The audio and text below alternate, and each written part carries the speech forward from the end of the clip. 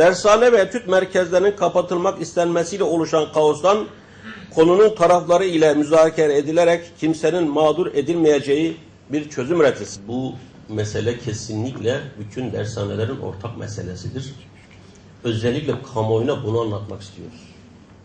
Biz dershane sahiplerinin tamamının canı yanmakta, tamamının ekonomik düzeni bozulmakta, tamamımızın geleceğe dönük kaygıları ortaya çıkmaktadır. Bu bir sektör meselesidir.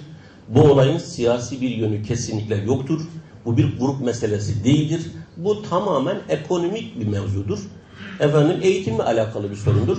Ama meseleyi öyle görmek isteyenler var. O zaman ne oluyor? Bir bütünü bölüyorsunuz, %25'in sorunu diyorsunuz. O zaman biz 175 derdimizi nasıl duyuracağız? Buradan feryat ediyoruz. İş işten geçmeden, büyük sıkıntılara yol açılmadan dershanecileri dinlesin bakanlığımız. Hala anlayamadık. Şimdi nereden çıktı bu mesele? Durup dururken niye ortaya çıktı? Sanırım şöyle bir şey, sanırım diyorum arkadaşlar, başka bir şey aklıma gelmiyor.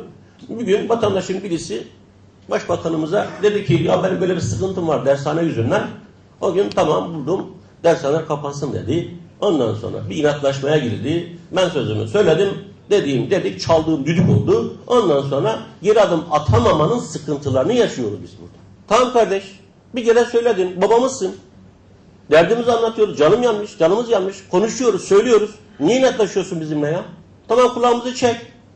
Yaramazlık yapıyorsak söyle, uyar. Varlığımıza niye kastediyorsun? İstikbalimize niye ipotek koyuyorsun?